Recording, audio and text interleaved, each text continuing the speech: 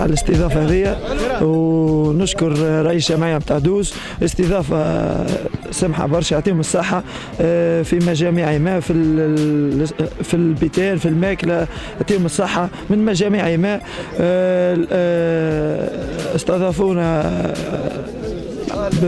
بالترحاب كبير، سهروا معنا البارح، يعطيهم الصحة، ولعبة سمحة برشا عرفتنا برجال، يعطيهم الصحة أهالي دوس.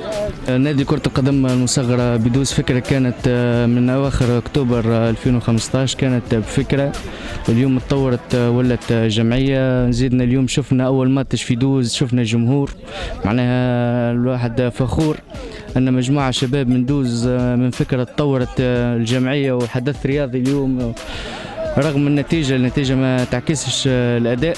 نتصور القادم أفضل، متفائلين وشوي خدمة إن شاء الله وشوي دعم من أهالي دوز بحول الله القادم أفضل.